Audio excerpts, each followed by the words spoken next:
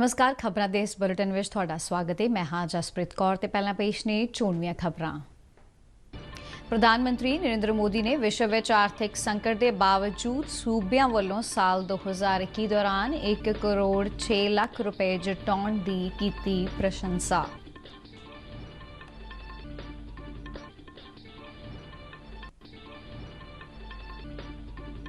केंद्र सरकार वालों जम्मू कश्मीर बारे बल्कि नवी दिल्ली विच सदी मीटिंग विच गुपकार गठजोड़ शामिल होवेगा।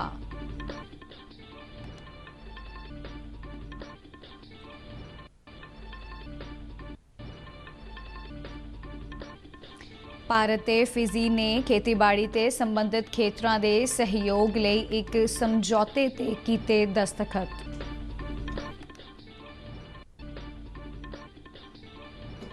राष्ट्रीय कोविड टीकाकरण मुहिम दौरान हुण तक लगाए गए टीकियां की गिनती 29 करोड़ 40 लाख तो पार। बीते दिन 86 लाख तो वध टीके लगाए गए।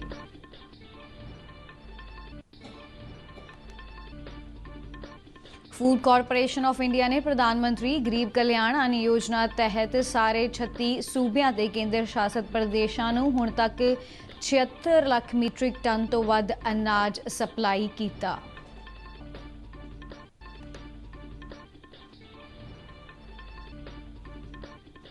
प्रधानमंत्री नरेंद्र मोदी आउंदे ऐतवार आकाशवाणी के बहुचर्चित प्रोग्राम मन की बात तहत देश विदेश के लोगों नाल अपने विचार साझे करनगे। ते हुण खबरां विस्तार नाल।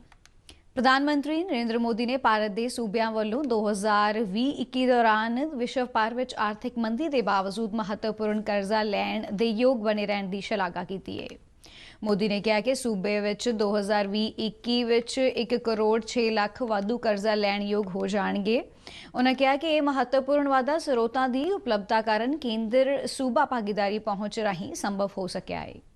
मई 2020 विच आत्मनिर्भर भारत पैकेज के हिस्से वजों सरकार ने ऐलान किया सी कि सूबियां नूं 2020-21 विच वधेरे कर्जा लैण लई प्रवानगी दी जाएगी। उन्होंने कहा कि GSDP का 2% वध कर्जा लैण लई आग्या दी गई सी, जिस विचों 1% की आग्या कुछ आर्थिक सुधारां नूं लागू करन दी शर्त नाल दी गई सी। इस सूबियां नूं प्रोत्साहन देके प्रगतिशील नीतियां अपनाउण लई वधेरे फंड उपलब्ध होए ने। उन्होंने कहा कि इस अभ्यास के नतीजे केवल उत्साहजनक ही नहीं बल्कि आर्थिक नीतियां नूं भी मजबूत करते हैं। प्रधानमंत्री नरेंद्र मोदी आउंदे वीरवार टॉय कैथोन 2021 मुकाबले में हिस्सा लैण वाले प्रतियोगियों नाल गलबात करनगे। 22 तो 24 जून तक आयोजित किए जा रहे 3 दिन ऑनलाइन टॉय कैथोन ग्रैंड फिनाले लई कुल 1567 विचारां नूं शॉर्टलिस्ट किया गया है। प्रधानमंत्री दफ्तर ने दस्सिया कि प्रधानमंत्री नरेंद्र मोदी 24 जून नूं सवेरे 11 बजे टॉय कैथोन 2021 विच हिस्सा लैण वाले प्रतियोगियों नाल वीडियो कॉन्फ्रेंसिंग राहीं गलबात करनगे। इस मौके केंद्रीय सिक्ख्या मंत्री रमेश पोखरियाल निशंक भी मौजूद होणगे। टॉय कैथोन 2021 केंद्रीय सिक्ख्या मंत्राला, महिला अते बाल विकास विभाग, सूखम छोटियां अते मध्यम सनत मंत्राला, उद्योग अते अंदरूनी व्यापार प्रमोशन विभाग, कपड़ा मंत्राला, सूचना ते प्रसारण मंत्राला अते सर्व भारती तकनीकी सिक्ख्या परिषद AICTE वालों 5 जनवरी नूं क्राउड सोर्स इनोवेटिव टॉय अते गेम्स आईडीज लई लॉन्च किया गया सी।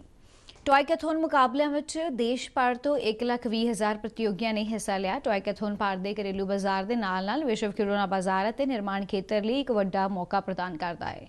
टॉय कैथोन 2021 का उद्देश्य भारत में खिडौना उद्योग को उत्साहित करना है ताजो खिडौना बाजार के व्यापक हिस्से से भारत मोहरी हो सके।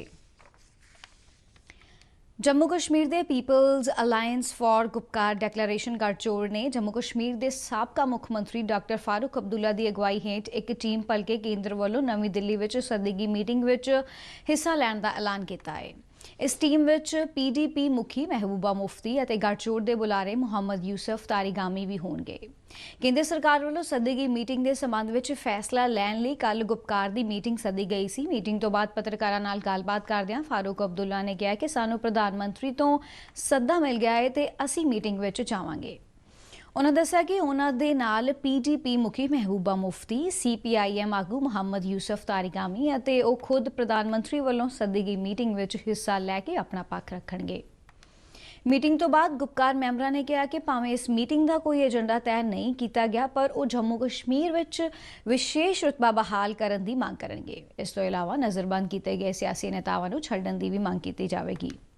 ਇਨ੍ਹਾਂ ਆਗੂਆਂ ਨੇ ਕਿਹਾ ਕਿ ਉਹ ਜੰਮੂ ਕਸ਼ਮੀਰ ਅਤੇ ਲਦਾਖ ਦੇ ਲੋਕਾਂ ਦੇ ਪੱਖ ਵਿੱਚ ਕੇਂਦਰ ਸਰਕਾਰ ਦੇ ਕਿਸੇ ਵੀ ਫੈਸਲੇ ਨੂੰ ਮੰਨਣਗੇ ਅਤੇ ਜੰਮੂ ਕਸ਼ਮੀਰ ਦੇ ਲੋਕਾਂ ਦੇ ਹਿੱਤਾਂ ਵਿਰੁੱਧ ਕਿਸੇ ਵੀ ਪ੍ਰਸਤਾਵ ਨੂੰ ਖਾਰਜ ਕੀਤਾ ਜਾਵੇਗਾ।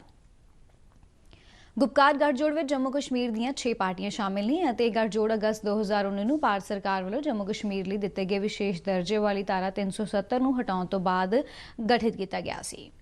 ਜ਼ਿਕਰਯੋਗ ਹੈ ਕਿ ਕੇਂਦਰ ਸਰਕਾਰ ਨੇ ਭਲਕੇ ਹੋਣ ਵਾਲੀ ਮੀਟਿੰਗ ਵਿੱਚ ਸਾਬਕਾ 4 ਮੁੱਖ ਮੰਤਰੀਆਂ ਸਮੇਤ ਜੰਮੂ ਕਸ਼ਮੀਰ ਦੇ 14 ਸਿਆਸੀ ਆਗੂਆਂ ਨੂੰ ਮੀਟਿੰਗ ਲਈ ਸੱਦਾ ਦਿੱਤਾ ਸੀ। ਸਮਝਿਆ ਜਾਂਦਾ ਹੈ ਕਿ ਇਹ ਮੀਟਿੰਗ ਕੇਂਦਰ ਸ਼ਾਸਿਤ ਪ੍ਰਦੇਸ਼ ਵਿੱਚ ਸਿਆਸੀ ਪ੍ਰਕਿਰਿਆ ਨੂੰ ਮਜ਼ਬੂਤ ਕਰਨ ਲਈ ਕੇਂਦਰ ਦੀ ਪਹਿਲਕਦਮੀ ਦਾ ਇੱਕ ਹਿੱਸਾ ਹੈ। ਇਸ ਮੀਟਿੰਗ ਲਈ ਸੀਨੀਅਰ ਕਾਂਗਰਸੀ ਨੇਤਾ ਗੁਲਾਮ ਨਬੀ ਆਜ਼ਾਦ ਤੇ 4 ਸਾਬਕਾ ਉਪ ਮੁੱਖ ਮੰਤਰੀਆਂ ਕਾਂਗਰਸ ਨੇਤਾ ਤਾਰਾਚੰਦ, ਪੀਪਲਜ਼ ਕਾਨਫਰੰਸ ਮੁਜ਼ੱਫਰ ਹੁਸੈਨ ਬੇਗ ਅਤੇ ਭਾਰਤੀ ਜਨਤਾ ਪਾਰਟੀ ਦੇ ਨਿਰਮਲ ਸਿੰਘ ਅਤੇ ਕਵਿੰਦਰ ਗੁਪਤਾ ਨੂੰ ਵੀ ਮੀਟਿੰਗ ਵਿੱਚ ਸ਼ਾਮਲ ਹੋਣ ਦਾ ਸੱਦਾ ਦਿੱਤਾ ਗਿਆ ਹੈ।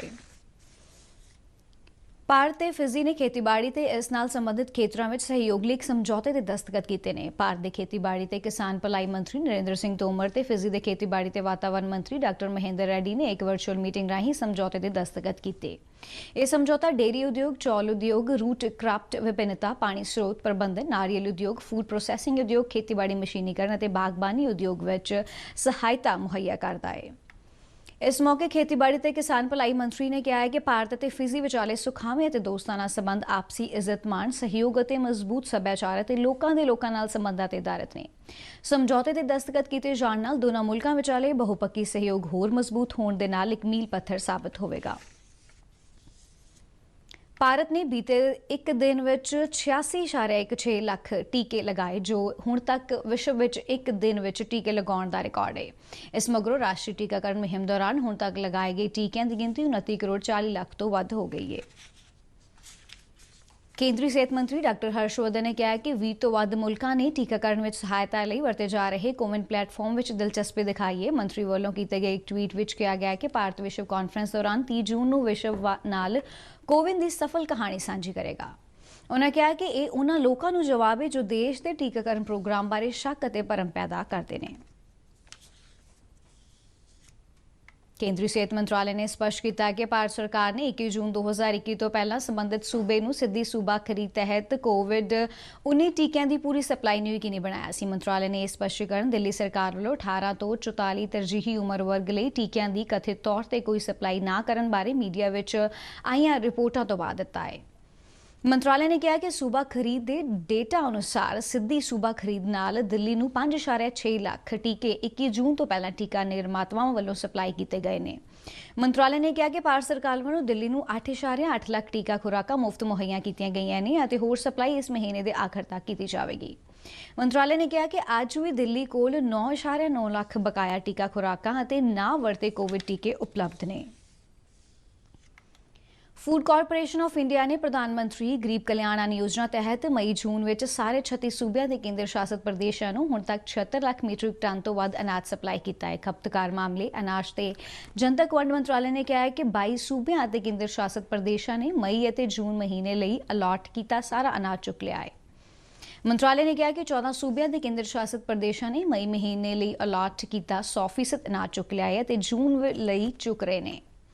ਮੰਤਰਾਲੇ ਨੇ ਅੱਗੇ ਕਿਹਾ ਕਿ ਕੇਂਦਰ ਨੇ ਸਾਰੇ ਸੂਬਿਆਂ ਦੇ ਕੇਂਦਰ ਸ਼ਾਸਿਤ ਪ੍ਰਦੇਸ਼ਾਂ ਨੂੰ ਇਸ ਗੱਲ ਪ੍ਰਤੀ ਸੰਵੇਦਨਸ਼ੀਲ ਕੀਤਾ ਹੈ ਕਿ ਉਹ ਸਮਾਂ ਸੀਮਾ ਤਹਿਤ ਇਸ ਸਕੀਮ ਅਧੀਨ ਅਨਾਜ ਵੰਡਣ ਦੇ ਕੰਮ ਨੂੰ ਮੁਕੰਮਲ ਕਰ ਲੈਣ। ਪ੍ਰਧਾਨ ਮੰਤਰੀ ਨਰਿੰਦਰ ਮੋਦੀ ਆਉਂਦੇ ਐਤਵਾਰ ਆਕਾਸ਼ਵਾਣੀ ਦੇ ਬਹੁਚਰਚਿਤ ਪ੍ਰੋਗਰਾਮ ਮਨ ਕੀ ਬਾਤ ਤਹਿਤ ਦੇਸ਼ ਵਿਦੇਸ਼ ਦੇ ਲੋਕਾਂ ਨਾਲ ਆਪਣੇ ਵਿਚਾਰ ਸਾਂਝੇ ਕਰਨਗੇ। ਮਹੀਨਾਵਾਰ ਰੇਡੀਓ ਪ੍ਰੋਗਰਾਮ ਦੀ ਇਹ 78ਵੀਂ ਕੜੀ ਹੋਵੇਗੀ। ਮਨ ਕੀ ਬਾਤ ਪ੍ਰੋਗਰਾਮ ਨੂੰ ਦੂਰਦਰਸ਼ਨ ਦੇ ਸਾਰੇ ਚੈਨਲ ਪ੍ਰਸਾਰਿਤ ਕਰਨਗੇ। ਇਹ ਪ੍ਰੋਗਰਾਮ ਮਹੀਨੇ ਦੇ ਆਖਰੀ ਐਤਵਾਰ ਸਵੇਰੇ 11 ਵਜੇ ਪ੍ਰਸਾਰਿਤ ਕੀਤਾ ਜਾਂਦਾ ਹੈ ਅਤੇ ਇਸ ਤੋਂ ਤੁਰੰਤ ਬਾਅਦ ਇਸ ਪ੍ਰੋਗਰਾਮ ਦੀ ਖੇਤਰੀ ਭਾਸ਼ਾ ਵਿੱਚ ਰੂਪਾਂਤਰਣ ਵੀ ਦੇਖਿਆ ਤੇ ਸੁਣਿਆ ਜਾ ਸਕਦਾ ਹੈ। ਡੀਡੀ ਪੰਜਾਬੀ ਤੇ ਰਾਤ 8 ਵਜੇ ਇਸ ਦਾ ਮੁੜ ਪ੍ਰਸਾਰਣ ਹੋਵੇਗਾ। 27 ਜੂਨ ਨੂੰ ਪ੍ਰਸਾਰਿਤ ਹੋਣ ਵਾਲੇ ਮਨ ਕੀ ਬਾਤ ਪ੍ਰੋਗਰਾਮ ਲਈ ਲੋਕ ਆਪਣੇ ਵਿਚਾਰ ਸੁਝਾਅ ਨਮੋ ਐਪ ਜਾਂ ਮਾਈਗੋਵ ਓਪਨ ਫੋਰਮ ਤੇ ਸਾਂਝੇ ਕਰ ਸਕਦੇ ਨੇ। ਆਪਣੇ ਸੁਝਾਅ ਟੋਲ ਫ੍ਰੀ ਨੰਬਰ 1800-0117800 ਤੇ ਡਾਇਲ ਕਰਕੇ ਹਿੰਦੀ ਜਾਂ ਅੰਗਰੇਜ਼ੀ ਵਿੱਚ ਰਿਕਾਰਡ ਕਰਵਾਏ ਜਾ ਸਕਦੇ ਨੇ। ਨਾਗਰਿਕ 1922 ਤੇ ਮਿਸ ਕਾਲ ਦੇ ਕੇ ਵੀ ਲਿੰਕ ਪ੍ਰਾਪਤ ਕਰਕੇ SMS ਦੇ ਜ਼ਰੀਏ ਪ੍ਰਧਾਨ ਮੰਤਰੀ ਨੂੰ ਸਿੱਧੇ ਸੁਝਾਅ ਦੇ ਸਕਦੇ ਨੇ। ਇਸੇ ਦੇ ਨਾਲ ਹੀ ਖਬਰਾਂ ਦਾ ਬੁਲੇਟਿਨ ਸਮਾਪਤ ਹੁੰਦਾ ਹੈ। ਨਮਸਕਾਰ।